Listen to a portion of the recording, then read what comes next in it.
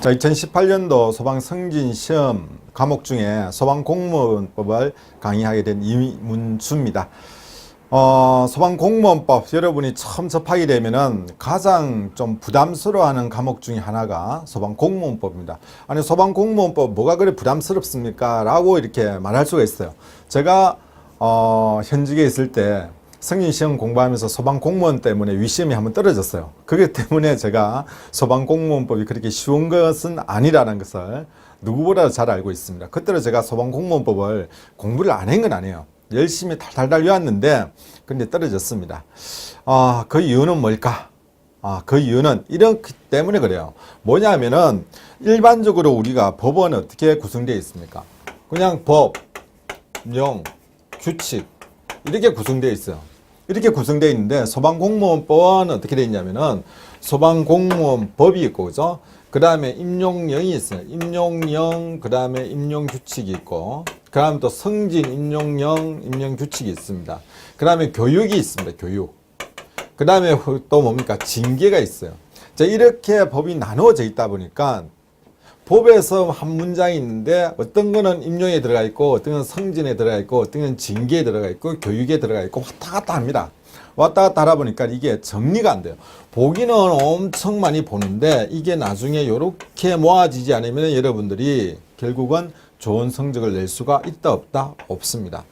여러분이 좋은 성적을 내기 위해서는 어떻게 하느냐, 이렇게 잘 모아야 돼요. 우리가 기납법 이야기하죠. 기납법. 이렇게 기납법 형태로 여러 가지 많이 보지만은 많이 본 것을 한쪽으로 모으는 게 필요하다는 겁니다. 제가 이 말씀을 왜 드리느냐, 제가 이것 때문에 모으질 못해가지고 시험에 떨어졌기 때문에 제가 이 말씀을 드리는 겁니다. 제가 이번 교재 내용은 법령 규칙이 전부 다 일목요연하게 이렇게 정리가 되어 있을 겁니다. 법이 있으면은 그 법에 따라 가지고 임용령이 있을 거고 임용규정이 있을 거고 그와 관련된 내용들이 이렇게 서술이 되어 있습니다. 그렇기 때문에 여러분들이 그 파트를 보면은 법, 령, 규칙이 일목요연하게 딱 들어온다라는 말씀을 드리겠습니다. 그런데 여러분이 혼자 공부하다 보면 어떤 문제가 있냐면 용어 정리가 안 돼요. 승진 후보자는 뭐고, 승진자는 뭐고, 승진 대상자는 뭐고, 그죠? 이런 단어들이 왔다 갔다 합니다. 그래서 이제 여기에 대한 이런 단어의 용어에 대해서 여러분들이 확실하게 정리해 두지 않으면은 시험 치는 데 있어 가지고 상당히 어려워진다는 거. 그 다음에 우리가 공무원 시험에 있어 가지고 승진 시험에 있어 가지고 매년 한두 문제씩 놓는 게 뭐냐면은 실제 사례입니다. 강동 소방서 소방서장이 소방령에 대해서 전부권을 가지고 있다. 맞습니까? 틀렸습니까? 전부권이 없어요. 그죠? 임용권자가 가지고 있습니다. 시도지사가 가지고 있는 거예요. 근데 그런 형태의 문제가 이렇게 출제가 된다는 겁니다. 그런 내용들은 앞으로 여러분 수업 강의를 들으면서 제가 어떤 사례적인 부분을 제가 말씀을 드리겠습니다. 왜냐하면 제가 25년간 소방 공무원 하면서 인사파트 제가 주로 했던 게 센터에서 한 11년 정도 있었던 것 같아요. 센터에서. 그러면 15년은 이제 내근 생활을 했는데, 내근 생활 중에서 민원을 제가 상당히 좀 많이 받습니다. 한 6, 7년을 민원을 받고, 그 다음에 한 4, 5년을 또 인사파트에 있었어요. 인사파트에 있다 보니까 사실은 그 외에는 뭐 본부 이렇게 사실 이제 센터가 좀 적네요. 그죠? 어떻게 보니까 센터가 좀 적은데, 어쨌든 이제 인사파트에 근무하면서, 제가 왜 틀렸던가, 왜 위시험에서 떨어졌던가 하는 부분을 실물을 보면서 제가 그것을 깨우치게 됐던 거예요. 그래서, 제가 강의를 하는 내용들은 어떻게 보면은 단순하게 암기도 중요하지만은 실무적인 이야기를 여러분한테 상당히 많이 해드릴 겁니다. 그게 결국은 뭐냐면 여러분들이 기억에 오래 남아요. 무조건 달달달 외운데 가지고 기억이 오래 남고 시험장에 가가지고 답이 탁탁 떨어지지는 않습니다.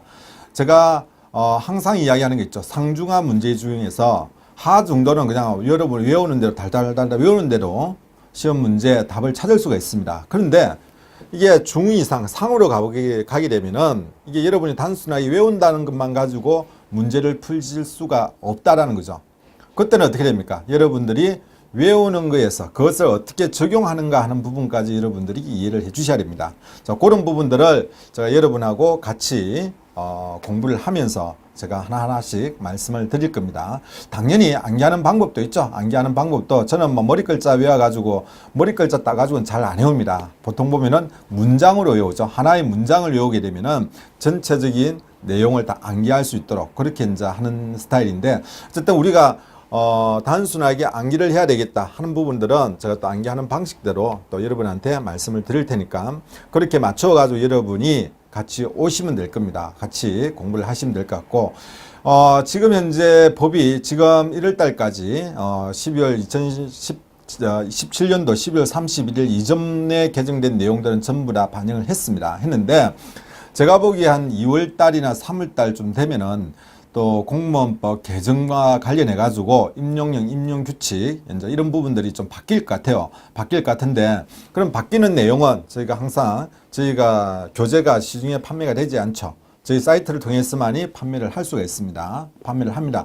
그 이유 중에 하나는 뭐냐면은 이게 우리 법이라는 게 너무 많이 바뀝니다. 바뀌기 때문에 언제든지 또 변경된 내용을 여러분한테 올려드리기 위해서 그 하나의 방법이라 이렇게 생각을 해주시면 되겠습니다.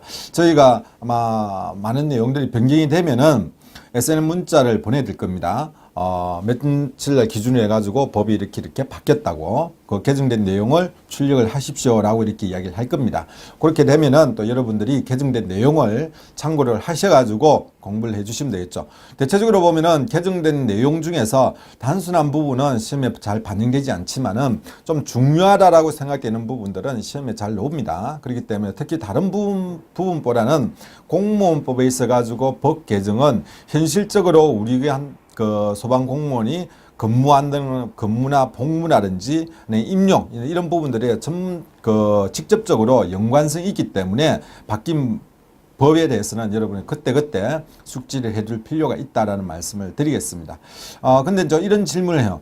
법은 바뀌었는데 시행이 언제다 이렇게 나오는 거죠. 시행은 예를 들어 2019년 1월 1일자라 이렇게 되면 어떻게 될까요?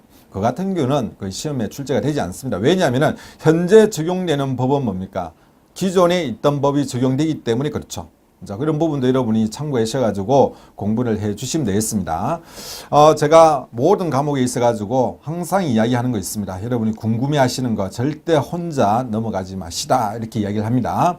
많이 질문을 해 주셔가지고 여러분 것으로 이해를 해가지고 가시면 되겠습니다. 작년 같은 경우에 상반기에 어떤 분인지 모르겠지만 열심히 질문을 했어요. 카페에. 정말, 많이 괴롭혔습니다. 그런데 그분이 나중에 또 합격을 했어요. 합격해가지고 이렇게 문자로 오고 그랬는데, 어쨌든 여러분을 저를 많이 괴롭혀가지고, 여러분이 궁금해 하시는 거 항상 혼자서 이렇게 꽁 앓지 마시고, 그냥 무턱대고 외우지 마시고, 이해를 하고 넘어갈 수 있도록 제가 옆에서 많이 도와드리겠습니다. 여러분들이 많이, 응원해 주신 만큼 저도 여러분을 도와드릴 테니까 같이, 그죠? 같이 결승점까지 갈 수 있도록 노력하도록 하겠습니다. 자, 본 강의에서 여러분하고 같이 한번 하나하나 이렇게 알아가는 그런 시간을 갖도록 하겠습니다. 이번 시간은 OT니까 OT는 여기까지 하고 본 강의에서 여러분을 뵙도록 하겠습니다. 본 강의에서 뵙겠습니다.